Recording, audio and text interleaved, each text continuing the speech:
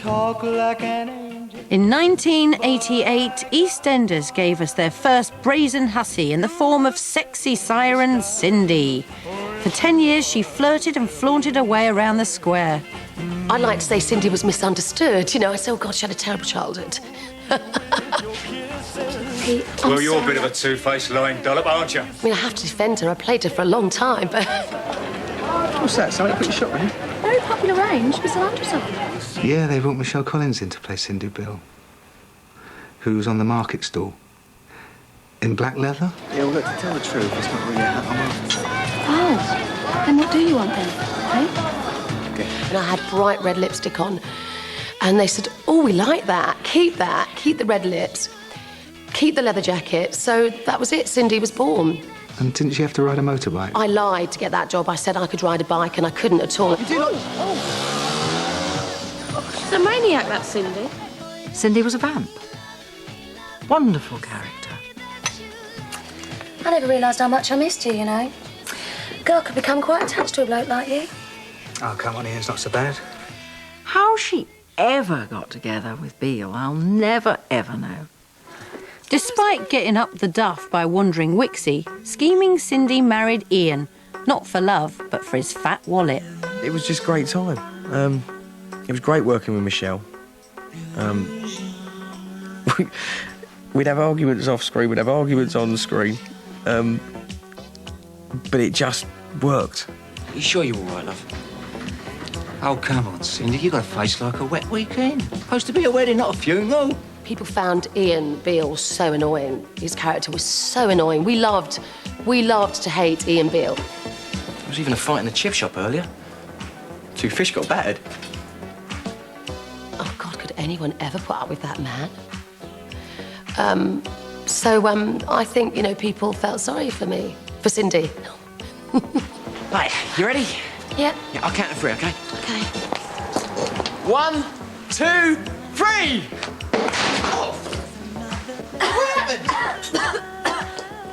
And I used to hate the fish and chip shop, and they sent us on a course. They sent Cindy and Ian on a course to Wembley, to this fish and chip shop. And it was the most horrendous day of my life, having to put these chips in this vat and cut. And I was just thinking, oh, I just don't belong here. What am I doing? What's happened to my life? I've ended up in a fish and chip shop. Maybe we ought to try a few more lines. You know, chocolate and stuff, you know, big variety of fizzy drinks. What do you think? I don't know, Ian. Do what you like.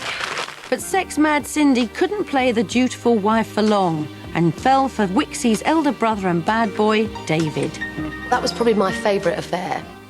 And I think Cindy's. I just think there was a real electricity between David and Cindy. And something about, you know, having sex in a porter cabin when, you know, Albert Square could have been burning down and they'd still be having sex on that desk. People loved Cindy when she was at her worst. That's probably what we should. You couldn't get any worse than paying a hitman to bump off your husband because he's boring. She did arrange to have a husband shot, but she tried to stop it. Oh, yeah, watch out.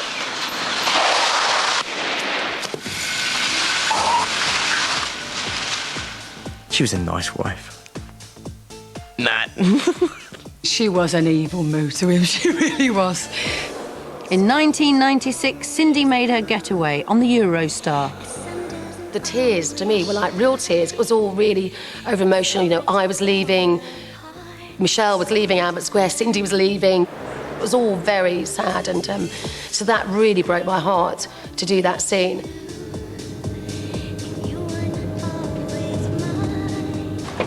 But that wasn't the end. Cindy had a return ticket. She was brought back 2 years later, new fellow in tow, for her final curtain call.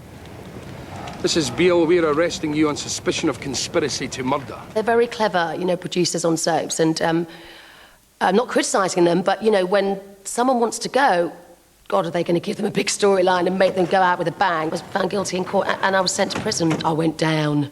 And that was it, and I died off screen, which I think was a real...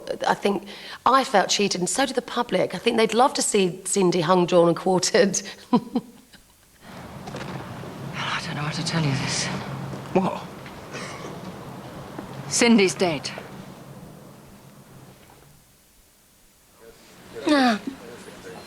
Oh, I miss it. Truth be told, I never really enjoyed it that much anyway.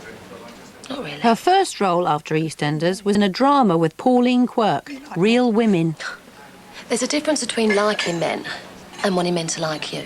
It was a very scary time, coming out of a huge soap and thinking, oh, God, you know, what am I going to do if I made the wrong decision? But a series set in sunnier climes was Michelle's real breakthrough. It was a very conscious decision not to play characters that I had played in EastEnders, and I was offered a lot of baddie characters. Mrs. Potts, you're not on the excursion to the Tomb of the Kings. And I don't think you could get as far removed as a holiday rep than you could to Cindy Beale. This fish restaurant's particularly good. I felt that I had to work really hard to prove people wrong, because, you know, there are a lot of people out there that were, oh, you know, which they do, she's never going to do anything, or she's going to fall flat on her face, da-da-da. And so not only for them, but for me, I wanted to prove to myself that I could really do it.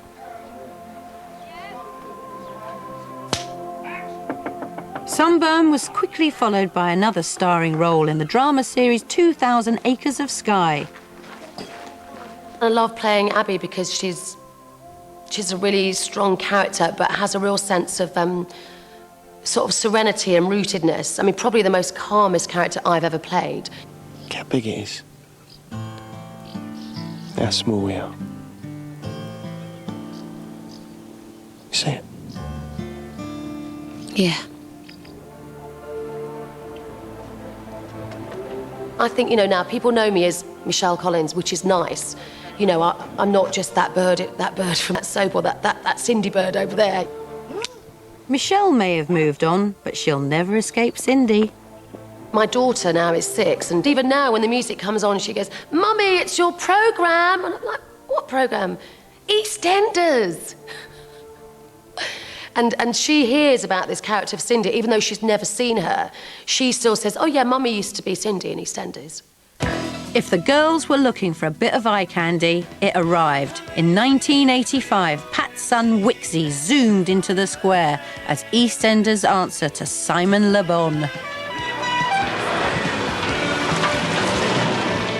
A yellow sports car, like Duran Duran. I think at the time, being the mid-80s, they wanted some kind of pop starry type. Excuse me, is this Pete Bill still? Yeah. God, I hope you're not going to show that, but there you go. You know, we all change. Having graduated from the Love 'em and Leave 'em School of Relationships, Wixie was soon breaking hearts all over the square. He even had them fighting over him. Come on. You know why? Because It was a great time. They were good people. We were very lucky to be around at that time. It had a real kind of company feel to it. It was maybe quite brave to cast, say, some of these unknown people. By 1990, Wixie had exhausted all the female talent in the square and decided, as Cindy was the mother of his son Stephen, she was the girl for him. You've got to get out, make a new start.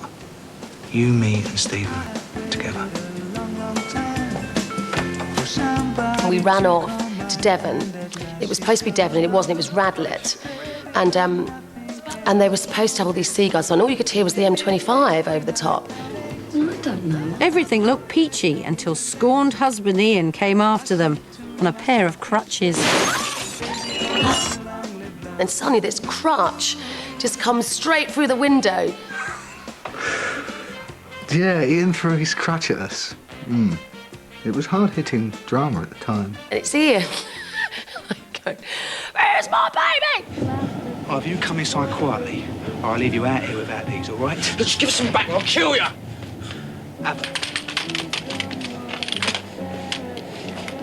I was there for 5 years, I think, in total. And it was 5 great years, although by the end I think I was ready to do something else. After their stint in Devon, Wixie made his final departure with Cindy in tow. He may have arrived by a sports car, but he left the square in a beat-up old banger.